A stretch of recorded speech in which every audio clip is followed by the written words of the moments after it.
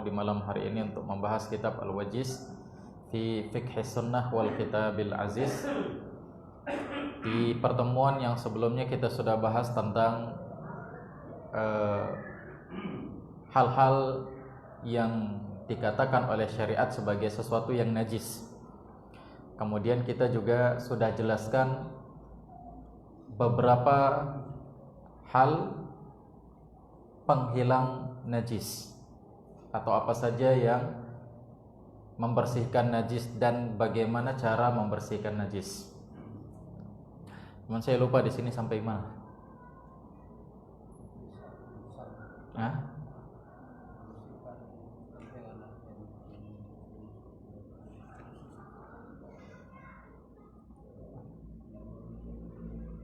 Membersihkan kencing anak yang belum menyusui.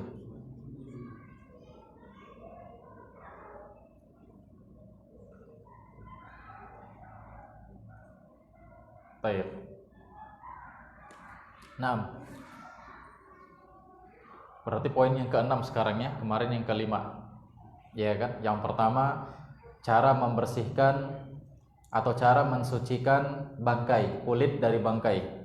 Ya, kulit dari bangkai. Yang kedua, cara membersihkan bejana yang dijilat oleh anjing.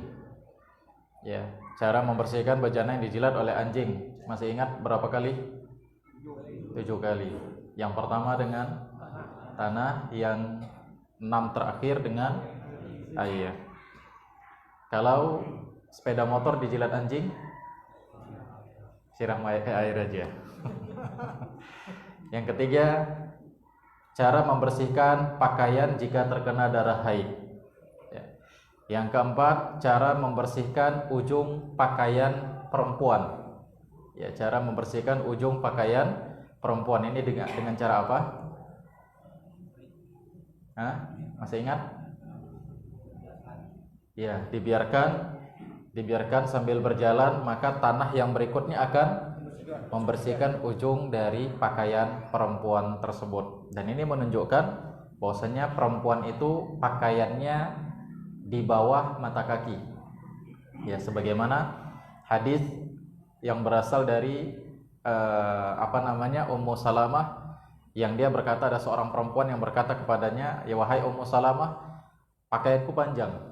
Kalau aku berjalan ujungnya kena kotoran, kena najis. Ya, bagaimana cara aku membersihkannya?" Maka Ummu Salamah mengatakan, Nabi SAW bersabda, "Yutahhiru ma ba'dahu." Tanah yang berikutnya itu akan membersihkannya, mensucikannya. Dan ini juga menunjukkan bahwasanya pakaian perempuan itu panjangnya juga dari dari betis itu jaraknya 1 jengkal. Ya, jaraknya 1 hasta. Ya, jaraknya 1 hasta. Tidak boleh lebih dari itu. Sebagaimana hadis dari salah seorang istri Nabi SAW juga yang mengatakan, ketika Nabi SAW mengatakan pakaian laki-laki itu di tengah betis. Ya, di tengah betis. Maka salah seorang istri Nabi SAW mengatakan, "Ya Rasulullah, kalau kami pakai tengah betis tentu akan terlihat kaki kami." Maka Nabi SAW mengatakan, "Kalau gitu turunkan 1 jengkal." Ya, turunkan 1 jengkal. Mereka juga masih mengatakan, "Ya Rasulullah, kalau kami turunkan 1 jengkal, otomatis telapak-telapak kami masih kelihatan." Maka Nabi SAW mengatakan, "Turunkan 1 hasta dan tidak boleh lebih dari itu." Tidak boleh lebih dari itu. Oleh karena itu, wanita juga punya batas pakaian. Ya, walaupun dia dibolehkan untuk menyeret-nyeret tanah, tapi tidak boleh pakaian yang sampai panjang. Karena Nabi mengatakan tidak boleh lebih dari 1 hasta. Nah, demikian. Kemudian juga yang terakhir, yang kelima, cara membersihkan pakaian dari kencing anak laki-laki dan kencing anak perempuan yang telah menyusui. Ya, kalau laki-laki dengan cara apa? Dipercikkan begitu saja. Adapun perempuan dengan cara dicuci. Baik, kita masuk yang ke-6. Tathiru thawb minal madi. Cara membersihkan pakaian dari madhi. Madhi apa? Madhi apa? air yang kental, yang keluar yang agak lengket, ya. Biasanya ini ketika mau berhubungan, ya ketika mau berhubungan di situ ada syahwat, biasanya dia akan keluar. Dia keluarnya tidak terasa, ya. Keluarnya tidak terasa, tiba-tiba dia sudah keluar, ya. Kalau mani, nah kita semua sudah paham, keluarnya terasa, ya. Sedangkan wadi itu adalah air yang agak keruh sedikit dan biasanya keluar setelah kencing. Ya, setelah kencing. Jadi harus kita ketahui ketiga air ini. Ya, madhi, mani sama wadi. Ya, madhi, mani sama wadi. Nah, sekarang dan yang najis di antara tiga ini yang mana? Madhi dan wadi. Adapun mani tidak najis, ya. Adapun mani tidak najis. Nah, bagaimana cara membersihkan madhi?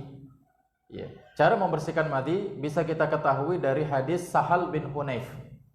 Hadis Sahal bin Hunayf yang hadisnya dikeluarkan oleh Al-Imam Ibnu Majah, Al-Imam Abu Daud, Imam At-Tirmidzi dengan sanad yang hasan.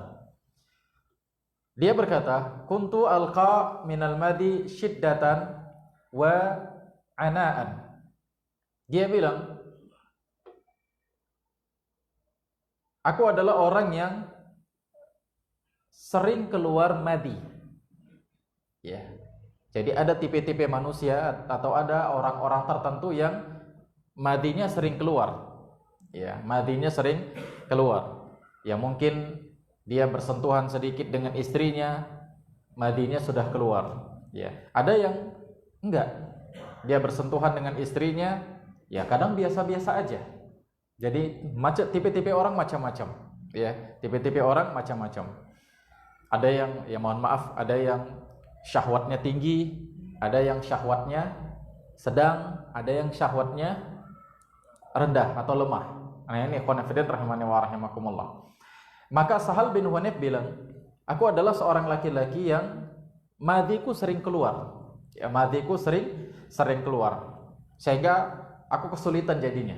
Karena setiap kali keluar otomatis pakaiannya akan terkena najis. Ya, pakaiannya akan terkena najis. Wa kuntu ukthiru minhu al-ightisal. Oleh karena itu, aku sering menyucinya. Aku sering menyuci pakaian yang terkena madhi tersebut. Fadzakartu dzalika li Rasulillah sallallahu alaihi wasallam. Maka aku pun bertanya kepada Nabi sallallahu alaihi wasallam, bagaimana cara mensucikan diriku yang madhiku sering keluar. Ya, jadi yang ditanya oleh Sahal bin Hunayf di sini bukan cara membersihkan pakaiannya, tapi cara membersihkan atau mensucikan dirinya. Karena tatkala keluar madhi tersebut, maka najis keluar dari tubuhnya, maka otomatis dia tidak suci lagi. Ya, dia tidak suci lagi. Dia tanya kepada Nabi sallallahu alaihi wasallam, bagaimana cara mensucikannya ya Rasulullah? Maka Nabi SAW mengatakan, innama yajzika min dalikal wudu. Nabi SAW mengatakan, kamu cukup berwudu saja, tidak perlu mandi. Beda kalau yang keluar mani. Ya, baik orang tersebut, ya mohon maaf, ya baik orang tersebut berhubungan intim dengan istrinya atau tidak berhubungan intim. Ya, mohon maaf, dia melakukan dengan cara onani misalnya, atau dia bermimpi. Maka tatkala mani yang keluar dia harus mandi. Ya, adapun kalau madhi yang keluar, maka Nabi SAW mengatakan engkau cukup berwudu saja. Ya, tidak perlu mandi. Ini dia konfident rahimani wa rahimakumullah. Tapi sekali lagi kalau yang berkaitan dengan berhubungan, baik madhi tersebut keluar, baik mani tersebut keluar ataupun tidak keluar, maka dia sudah wajib mandi. Kenapa ya konfident? Karena Nabi SAW mengatakan idal taqa al-khitanain. Ya. Jika dua khitan sudah bertemu, kama qala Nabi SAW, jika dua khitan sudah bertemu, fawajabal ghusl, maka wajib mandi. Jadi walaupun tidak keluar maninya, ketika sudah bertemu dua khitan, ya mohon maaf, ya walaupun tidak tidak masuk, ya yang jelas sudah menempel, maka dia sudah wajib mandi. Khonifidin rahimani wa rahimakumullah. Ya. Nabi SAW mengatakan, kalau madi yang keluar, kamu cukup berwuduk saja. Kalau madi yang keluar, kamu cukup berwuduk saja. Fakultu ya Rasulullah, kaifa bima yusibu thawbi minhu? Setelah dia tadi bertanya tentang bagaimana cara mensucikan diriku, kemudian dia tanya bagaimana cara membersihkan pakaianku yang kena madi, katanya. Jadi dua pertanyaan dia di sini. Ya, dua pertanyaan dia sampaikan kepada Nabi SAW.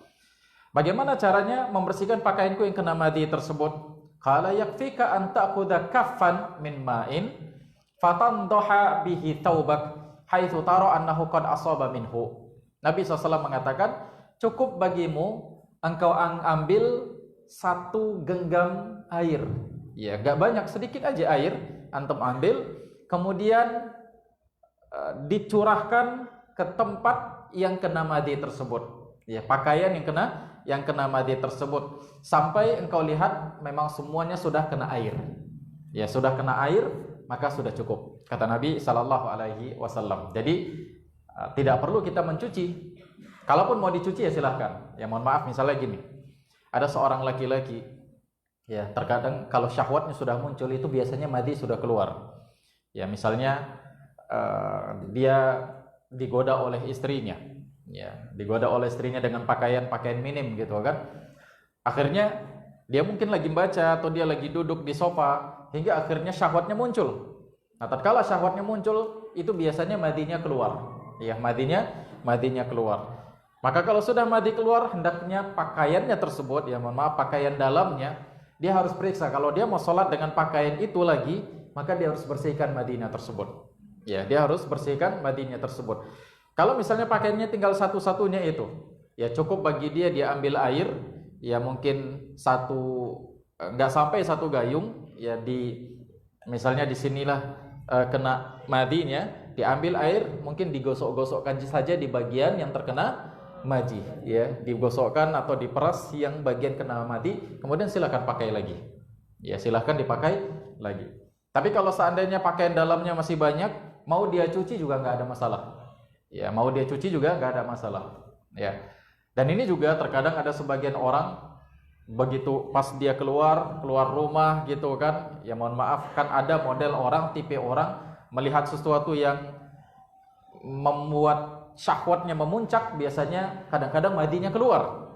Ya, ada tipe orang yang kayak gitu. Sehingga sementara dia sedang di luar rumah, ya, maka ketika dia mau sholat hendaknya dia harus periksa dulu keluar madi nggak di situ. Ya, keluar madi nggak di situ. Kalau dia keluar madi maka bersihkan. Ya, diambil air keran, kemudian dibersihkan di bagian yang terkena madi dengan air tersebut. Kemudian silakan pakai lagi.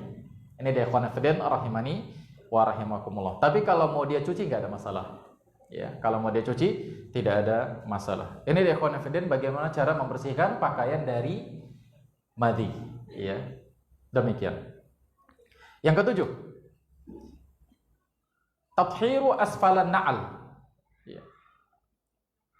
Cara membersihkan bagian bawah sendal atau bagian bawah sepatu jika kena najis.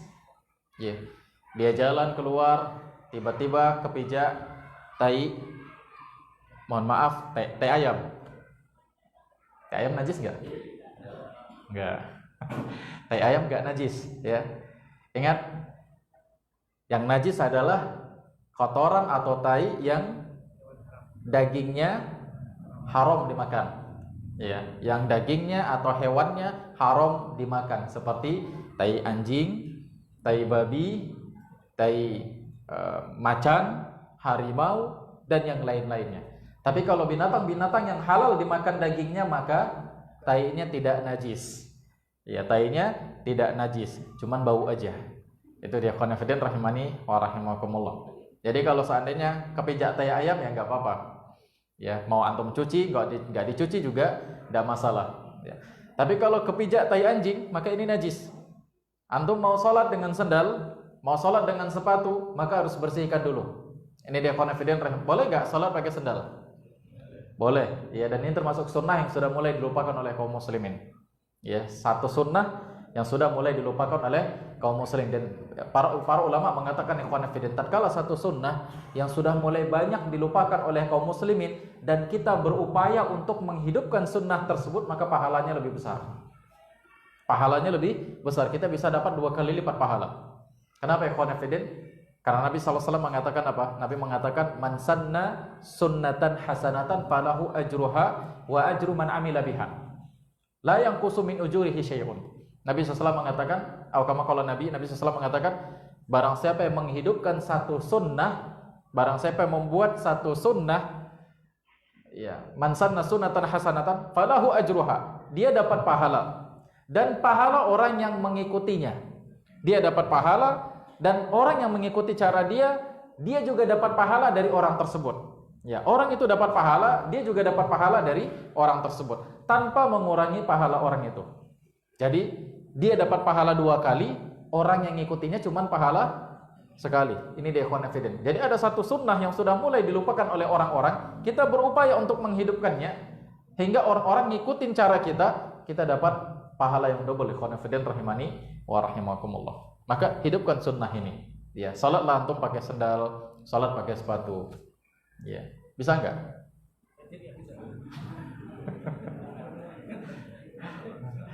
Jangan di masjid.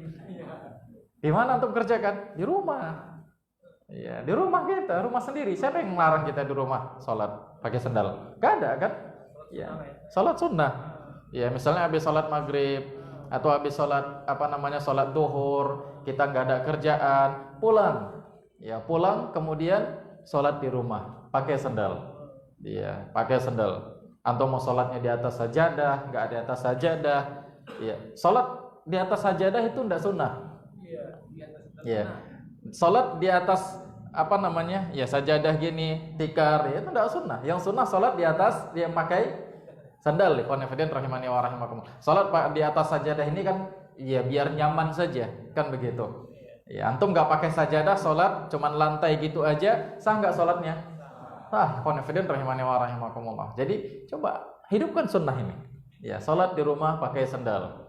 Salat sunnah. Ini ikhwan fillah rahimani wa rahimakumullah. Nah, bagaimana kalau sandalnya itu kena kotoran? Ya, kena najis. Ya, gimana cara membersihkannya? Maka cara membersihkannya kita bisa ketahui dari hadis Abu Sa'id Al-Khudri radhiyallahu taala anhu. Ya. Bahwasanya Nabi sallallahu alaihi wasallam bersabda, "Idza jaa ahadukum ilal masjid falyanzur." Kalau salah seorang dari kalian datang ke masjid, maka coba perhatikan sendalnya.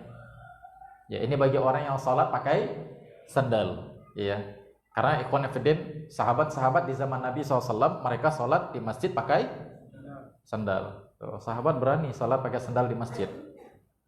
Antum kok nggak berani? Ya, di zaman sahabat nggak ada karpet seperti ini. Di zaman sahabat lantainya kemarin masih apa?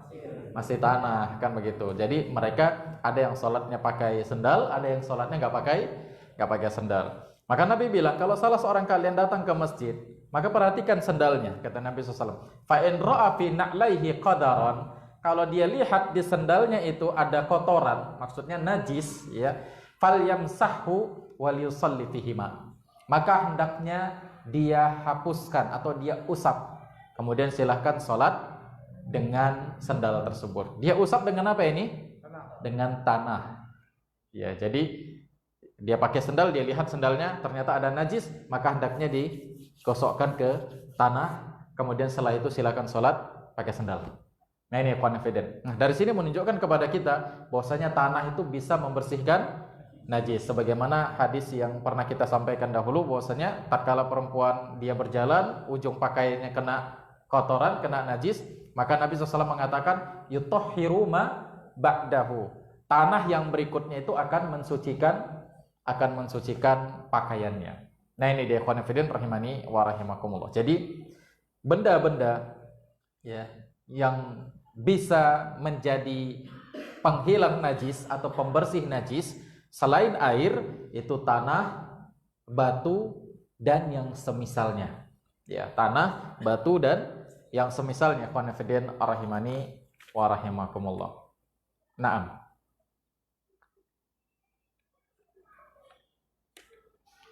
Kalau yang batu kemarin hadisnya sudah kita sebutkan ya, belum?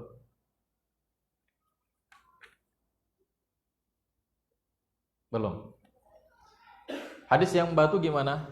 Nabi SAW pernah sholat, Nabi SAW pernah buang kotoran. Kemudian Nabi SAW manggil sahabatnya untuk mencari 3 buah batu.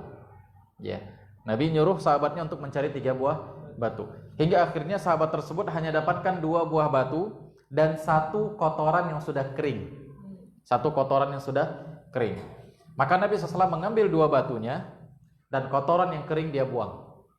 Kotoran yang kering tersebut dia buang. Kemudian Nabi SAW mengatakan kotoran yang kering tersebut itu adalah rijis, itu adalah najis. Ya, nggak boleh, kita nggak bisa membersihkan najis itu dengan najis. Ya, kita tidak bisa membersihkan najis dengan sesuatu yang najis. Membersihkan najis itu adalah dengan air yang suci.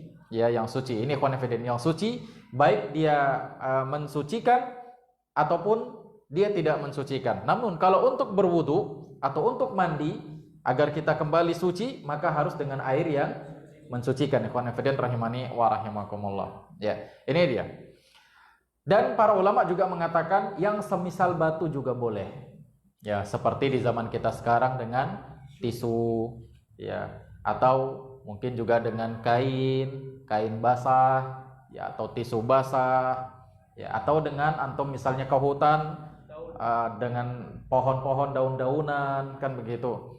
Ya, demikian juga bahkan juga dengan kayu-kayu juga boleh, asal antum tahan aja. Kan begitu.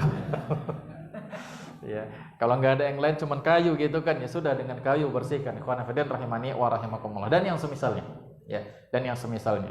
Ini dia ikhwan fillah rahimani wa rahimakumullah. Jadi tanah, batu dan yang lainnya ini bisa membersihkan najis. Nah, demikian. Kemudian yang berikutnya yang ke-8, tathhirul ard. Ya. Cara membersihkan tanah dari najis. Lah Ustaz, ngapain tanah dibersihkan? Ikhwan fillah rahimani wa rahimakumullah, sebagaimana yang sudah kita jelaskan tadi, lantainya masjid Nabi sallallahu alaihi wasallam di masa dahulu apa? Tanah yang mereka gunakan untuk sholat. Jadi kalau kita mau sholat di sebuah tempat, kita lihat di situ najis, maka hendaknya harus dibersihkan dulu najisnya. Ya, harus dibersihkan dulu najisnya. Nah, bagaimana cara membersihkan najisnya? Dari Abu Hurairah radhiyallahu ta'ala anhu qala, qama a'rabi fabala fil masjid. Abu Hurairah radhiyallahu ta'ala anhu dia berkata, ada seorang Arab Badui, dia kencing di pojok masjid. Kencing di pojok masjid Nabi sallallahu alaihi wasallam. Fatanawaluhun nas. Akhirnya orang mencegah dia. Orang mencegah orang Badui ini. Ya, biar jangan sampai kencing. Faqala lahumun Nabi sallallahu alaihi wasallam, da'uh. Nabi bilang, biarkan dia sampai selesai kencingnya. Ya, wa harrikuhu ala baulihi sajlan. Kemudian tuangkan di tempat kencingnya itu sajlan min ma, 1 ember air, kata Nabi sallallahu alaihi wasallam. Ya, au dhanuban min ma, ya, mananya sama, 1 ember air. Fa innama bu'ithtum muyassirina wa lam tub'atu mu'assirin. Karena kalian itu diutus, ya, oleh Allah Subhanahu wa taala. Saya diutus oleh Allah, kalian juga menjadi penyambung estafet utusan para rasul. Kalian itu disuruh oleh Allah Subhanahu wa taala untuk memudahkan orang lain, bukan mempersulit orang lain. Itu kata Nabi sallallahu alaihi wasallam. Hadis ini sebenarnya banyak hikmah, ikhwan fillah rahimani wa rahimakumullah. Banyak hikmah yang bisa kita dapatkan. Salah satu hikmahnya apa? Dakwah itu harus dengan lemah lembut. Ya, jangan kasar. Ya. Kalau seandainya kasar, ya, dalam hadis ini ikhwan fillah rahimani, hadis ini ada kelanjutannya sebenarnya, yaitu tatkala Nabi sallallahu alaihi wasallam sudah menyuruh mereka untuk membuang air. Awalnya orang Arab Badui ini mau dicegat oleh sahabat jangan sampai kencing, ya. Maka Nabi SAW mengatakan biarkan dia kencing sampai selesai. Nah, begitu sudah selesai dituangkan air, laki-laki ini atau orang Arab Badui ini pun berdoa kepada Allah Subhanahu wa taala, ya Allah, rahmatilah Muhammad, yang lain gak usah. Rahimani wa rahimakumullah. Ya, ini menunjukkan bahwasannya dakwah itu harus dengan lemah lembut, ikhwan fillah rahimani wa rahimakumullah, agar orang lain mudah menerima dakwah kita. Ya, agar orang lain mudah menerima dakwah kita. Ini hikmah yang pertama. Hikmah yang kedua, kalau dia dicegah dalam kondisi seperti itu, dikhawatirkan apa? Dikhawatirkan kencingnya nanti akan bertaburan ke sana kemari dan lebih repot lagi kita untuk membereskannya atau membersihkannya. Maka biarkan dia dulu sampai selesai. Ini dia ikhwan fillah rahimani wa rahimakumullah. Maka demikian juga ya, dalam masalah ini juga banyak faedah yang bisa kita dapatkan. Pertama, ikhwan fillah rahimani wa rahimakumullah, tatkala mencegah sebuah kemungkaran, ya hendaknya kita harus perhatikan siapa mad'u kita ini, orang yang mau kita cegahi kemungkarannya itu. Kalau seandainya dia orangnya modelnya temperamen, di saat dia melakukan kemungkaran, di situ kita cegah, dikhawatirkan dia akan meledak-ledak nantinya, mending biarkan saja dia dulu sampai selesai. Ya, mending biarkan saja dia dulu sampai selesai. Ini dia ikhwan fillah. Setelah dia cukup tenang, ya sudah selesai, maka baru sampaikan nasihat kepada dia. Tapi kalau seandainya kita tahu orangnya modelnya ini, dia gampang untuk diingatkan, dia melakukan sebuah kemaksiatan dan dia nggak tahu kalau itu kemaksiatan, mudah untuk diingatkan, maka segera peringatkan dia. Ini ikhwan fillah rahimani wa rahimakumullah. Jadi jangan samaratakan semua manusia. Ya. Ya, terkadang ikhwan fillah rahimani wa rahimakumullah ada orang yang tergesa-gesa. Ya, ada orang yang muta'ajjilan, ya muta'ajjil, tergesa-gesa. Dia kepengen seperti ini, kepengen orang baik, kepengen begini, akhirnya dia melakukan amar ma'ruf nahi mungkar tanpa memikirkan efek di belakangnya. Ya, akhirnya dakwah itu bukan jadi baik, tapi malah jadi apa? Jadi rusak. Ikhwan fillah rahimani wa rahimakumullah. Gara-gara apa? Gara-gara dia terlalu tergesa-gesa. Ya, tunggu dulu, ada masanya. Ya, ada masanya kita untuk menyampaikan kepada orang-orang. Dan nasihat itu juga ada momen yang tepat untuk kita sampaikan. Ya, enggak mesti di situ kita ingat, di situ kita langsung sampaikan. Enggak, ikhwan fillah. Ada masanya, kita harus perhatikan orang. Bagaimana caranya dakwah yang kita sampaikan itu bisa diterima oleh orang. Ya, salah seorang sahabat pernah bersama Nabi sallallahu alaihi wasallam ketika Nabi sallallahu alaihi wasallam menyuruh dia untuk bertauhid, ya bertawakal saja kepada Allah Subhanahu wa taala, meninggalkan kesyirikan agar dia mudah mendapatkan surga, agar dia masuk ke dalam surganya Allah Subhanahu wa taala. Maka dia pun berkata kepada Nabi sallallahu alaihi wasallam, "Ya Rasulullah, bisa enggak aku sampaikan ini kepada orang-orang, masalah tauhid ini, masalah ini aku sampaikan kepada orang-orang?" Nabi SAW mengatakan, jangan dulu, nanti dikhawatirkan mereka akan bersandar kepada ini saja, jadi mereka enggak mau beramal. Ya, mereka tidak mau beramal, mereka akan bersandar pada ini saja.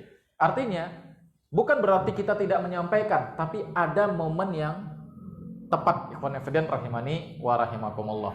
Ya, demikian juga antara suami istri.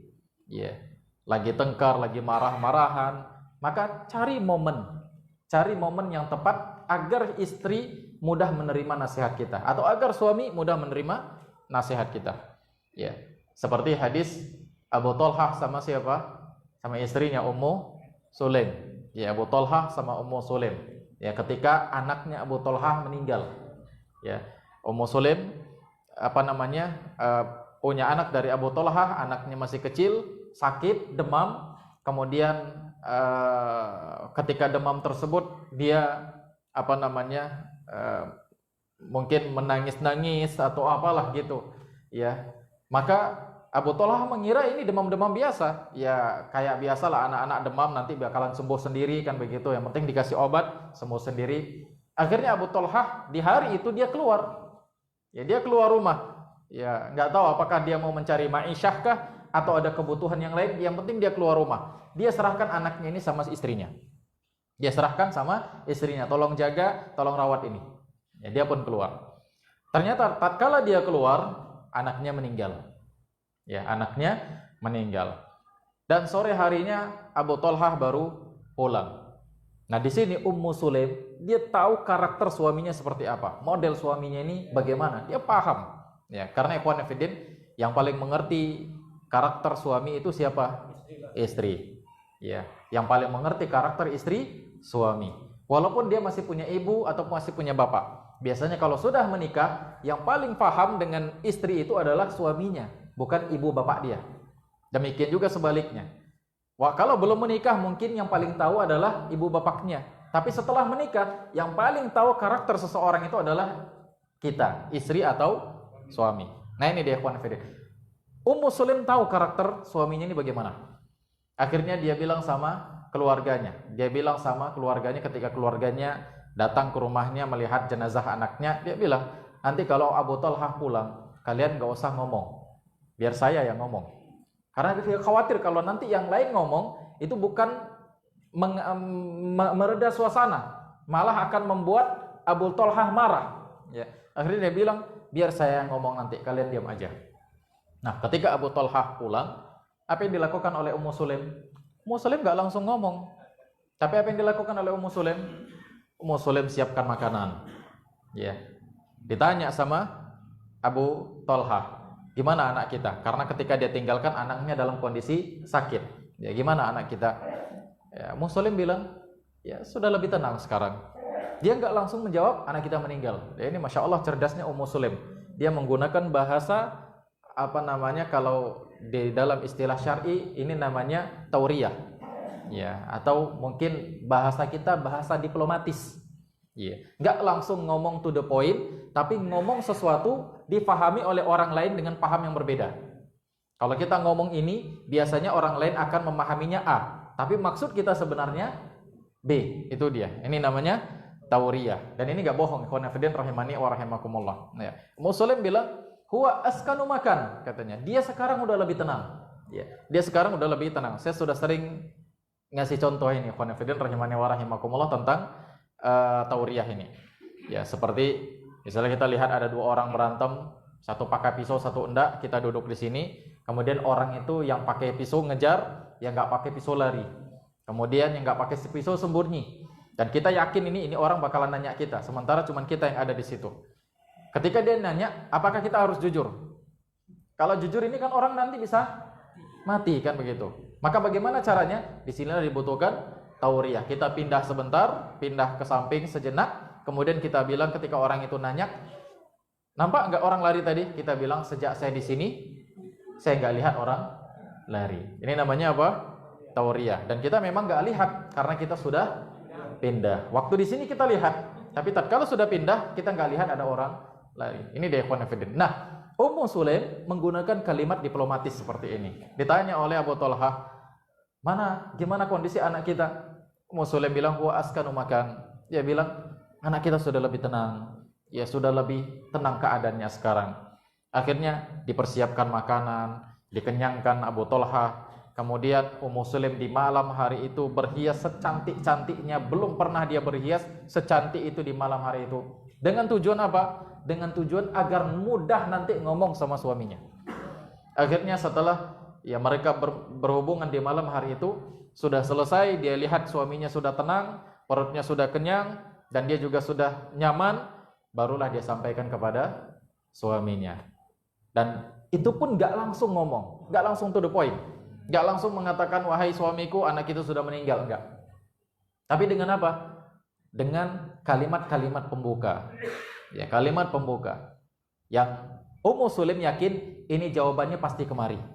Ya. Akhirnya dia cerita, wahai suamiku, apa pendapatmu kalau seandainya ada orang yang datang ke rumah kita, nitip barang, kita harus jaga barang itu. Apa yang harus kita lakukan? Suaminya bilang, ya jaga barang tersebut. Nah, bagaimana kalau seandainya setelah kita jaga dan kita senang dengan barang tersebut, tiba-tiba yang punya barang minta lagi barangnya? Apa yang harus kita lakukan? Apakah kita pulangin atau kita tahan? Apa jawaban Abu Talhah? Tentu jawaban orang soleh, dia pasti akan bilang, pulangin, itu barang orang, nggak boleh kita tahan, kan begitu. Pulangin barang orang tersebut. Maka setelah selesai, baru apa kata Ummu Sulaim? Wahai Abu Talhah, ya berharaplah engkau pahala kepada Allah Subhanahu wa taala, karena Allah telah mengambil barang yang dia titipkan kepada kita.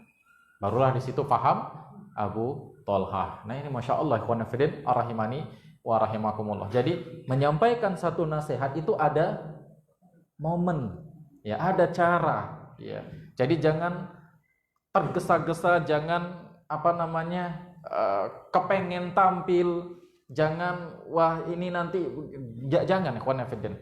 Harus ada momen-momen, dan bagaimana kita harus tahu orang ini bisa nggak nerima nanti dakwah kita.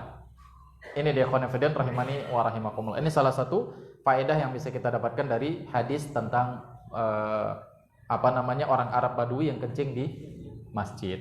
Nah, demikian ikhwan fillah. Baik. Intinya ikhwan fillah, ya intinya bahwasanya tatkala dia kencing, maka Nabi SAW mengatakan, ambil satu ember air, kemudian siramkan ke tempat tersebut. Ya, karena kalian itu diperintahkan oleh Allah untuk memudahkan, bukan untuk mempersulit orang-orang. Nah, ini ikhwan fillah rahimani wa rahimakumullah. Maka demikian juga kalau seandainya ada anak-anak kencing di sini di karpet misalnya, gimana caranya? Ya, kalau antum mau cuci karpetnya sudah nggak apa-apa, aman, selesai, tinggal dicuci. Tapi kalau seandainya antum nggak mau nyuci, ya dia kencing di potongan karpet ini, apa yang harus dilakukan? Ya ambil air, tuangin, siram, ya gosok-gosok dikit, biar agak hilang baunya. Setelah itu sudah biarkan, antum boleh lagi sholat di situ. Ini dia ikhwan fillah rahimani wa rahimakumullah. Nah, kalau seandainya nggak ada karpet Ustadz, ya nggak ada sajadah, ya lantai, ini gimana? Kalau lantai lebih mudah lagi, antum tinggal dipel, selesai, ya. Karpet yang lantai lebih mudah lagi. Nah, ini dia ikhwan fillah rahimani wa rahimakumullah. Nah, bagaimana kalau seandainya kita lupa? Kita biasa sholat di kamar. Nah, tempat yang biasa kita sholat, ternyata anak kita kencing di situ. Terus kita lupa. Setelah itu. Ya. Sampai kencingnya kering. Habis, bersih sama sekali. Sampai kering. Mungkin waktu dia kencing, ya, kita nggak tahu dia kencing di situ, terus kita buru-buru mungkin mau pergi safar selama seminggu atau 2 minggu, pas begitu pulang sudah nggak ada lagi bekas kencingnya. Ini bagaimana? Iya, hukum asalnya. Dan para ulama juga mengatakan hukumnya jadi suci karena dia sudah kering dan dia sudah hilang. Ikhwan fillah rahimani wa rahimakumullah. Dia sudah kering, dia sudah hilang sama sekali, maka dia suci. Apalagi jika keringnya itu terkena panas matahari. Ya, ini lebih cepat dia kering sehingga hilang, maka dia sudah suci. Ya, seperti apa? Misalnya kita kasur, anak kita tidur di kasur, kencing, ngompol, dan nggak bisa nyucinya, kan begitu. Kasur kan susah dicuci. Ya, jemur aja di luar. Ya, kalau sudah kering, maka sudah aman. Antum mau sholat di situ, mau ngapa-ngapain, aman. Nah, ini dia ikhwan fillah rahimani wa rahimakumullah. Baik. Kita lanjut. Wa inna ma amara Nabi sallallahu alaihi wasallam bidzalika isti'jalan lit-taharatil ard. Falau turikat hatta jaffat wa dhahaba atharu najasah tahurat. Ya, ini dia. Nabi sallallahu alaihi wasallam menyuruh sahabatnya untuk mengambil air agar dibersihkan, itu untuk menyegerakan hilangnya najis. Ya, untuk menyegerakan hilangnya najis. Karena tempat itu mau dipakai untuk sholat. Kalau seandainya Nabi tinggalkan, ya tempat yang dikencingin itu Nabi tinggalkan, walaupun di masjid, Nabi tinggalkan sampai dia kering, ya, dhahaba atharuhu najasah, dan bekasnya sudah hilang, tahurat, maka sudah suci. Ya, kalau sudah kering ya sudah suci, sudah habis dia. Ini dia, bekasnya sudah hilang, maka dia sudah suci. Ini berdasarkan apa? Li hadits Ibnu Umar radhiyallahu taala anhuma. Berdasarkan hadis Abdullah bin Umar radhiyallahu taala anhuma. Qal kanatil kilab tabulu fil masjid. Ya, anjing-anjing di zaman Nabi SAW, ya di tempat-tempat Nabi juga ada anjing. Ya, anjing-anjing itu mereka lalu lalang ke dalam masjid dan kencing di dalam masjid. Di dalam masjid Nabawi. Ya. Anjing-anjing tersebut kencing. Watukbilu watukbiru zaman Rasulullah sallallahu alaihi wasallam falam yakunu yarushuna syai'a. Anjing-anjing di zaman Nabi itu lalu lalang di Masjid Nabawi. Ya, mondar-mandir ke sana kemari, yang kadang anjing tersebut ada yang kencing di lantai Masjid Nabawi. Dan Nabi sallallahu alaihi wasallam tidak menuangkan air di situ.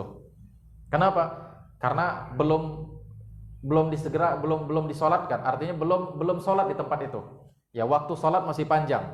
Ya, Nabi biarkan saja sampai akhirnya dia kering. Ya, kalau sudah kering, sudah nggak perlu lagi, tinggal langsung sholat.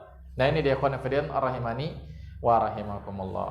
Nah demikian, makanya tadi lantai di rumah kita kalau sudah kering ya sudah. Ya, kalau kita mau segera sholat di situ atau khawatir nanti pakaian kita terkena najis, maka boleh antum pel, ya, atau bersihkan dengan air. Ya, kalau enggak, kalau misalnya biarkan sajalah antum mau keluar rumah gitu. Ya, biarkan sampai kering maka sudah suci. Nah demikian ikhwan fillah rahimani wa rahimakumullah. Wa minal ma'lum anna najasah law kanat baqiyatun lawajaba sabbul ma 'alaiha.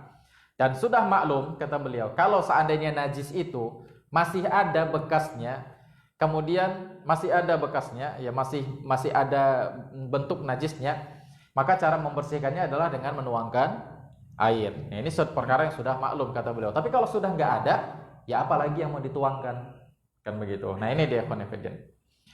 Wa idza uhriqatil adrah awil maitah aw taghayyarat fasarat ramadan aw turaban fakulu dzalika tahir. Nah sekarang ada pertanyaan ini. Bagaimana kalau seandainya ada bangkai mati? Bangkai kan najis kan? Bangkai mati di sebuah tempat, di tanah lapang, di tempat yang biasa orang melaksanakan sholat Idul Fitri atau Idul Adha. Mati, dibiarkan aja di situ. Sampai bangkai tersebut hancur, berubah jadi tanah. Karena sudah dimakan-makan hingga berubah jadi tanah. Ya.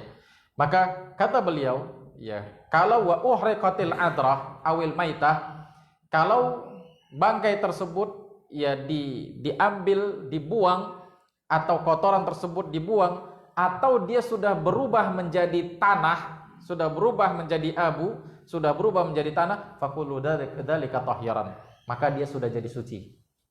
Ya, dia sudah jadi suci. Misalnya ini bangkai ada di sebuah tanah, kemudian antum membersihkannya, antum buang bangkainya, masih ada kotorannya, bekas bangkainya, antum ambil sekop, kemudian buang, sudah jadi suci.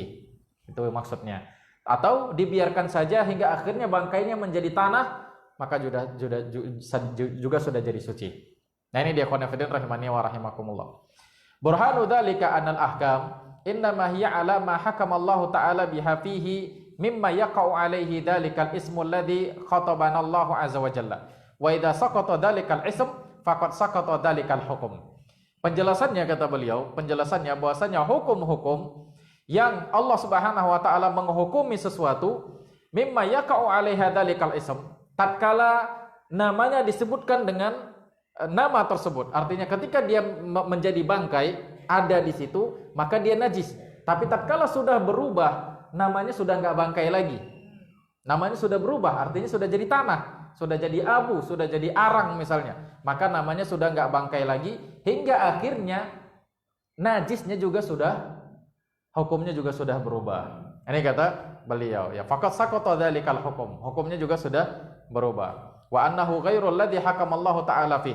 Karena yang berubah tersebut tidak Allah hukumi lagi, dia juga sebagai najis. Wal adar ghairu turab. Kotoran itu bukan tanah, wal maitah ghairu turab, dan bangkai juga bukan tanah. Jadi kalau sudah berubah jadi tanah, berubah juga hukum. Itu maksudnya. Kalau belum berubah, masih bangkai, maka hukum juga belum berubah. Nah demikian ikhwan fillah rahimani wa rahimakumullah. Wa huwa ikhtiyaru Syekhul Islam Ibnu Taimiyah rahimahullahu taala. Dan inilah pendapat yang diambil oleh Syekhul Islam Ibnu Taimiyah, wa qala wa hadza madhhabu Abi Hanifah wa Malik fi ahadil qaulain wa ihdar riwayataini an Ahmad. Dan Syekhul Islam Ibnu Taimiyah mengatakan ini adalah madhab Abu Hanifah dan madhab Imam Malik di salah satu dua pendapat beliau.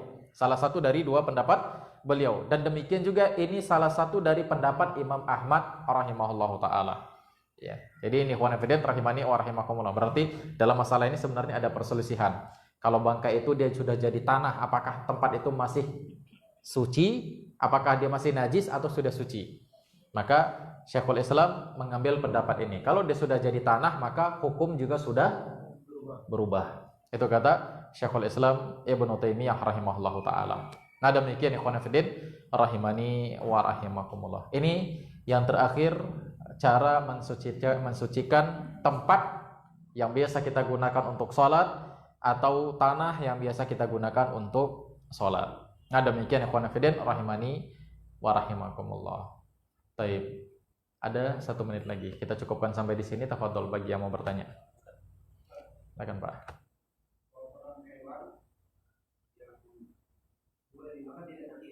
Ya. Boleh? Boleh nggak kita sholat di kandang kambing? Boleh. Siapa bilang nggak boleh? Nggak ada najis di situ. Iya. Kalau ada masjid, ngapain antum sholat di kandang kambing? Itu. Iya.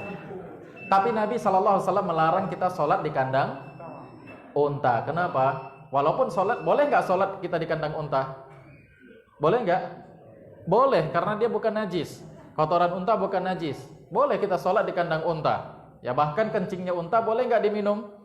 Boleh, kan begitu. Tapi Nabi melarang kita sholat di kandang unta karena apanya?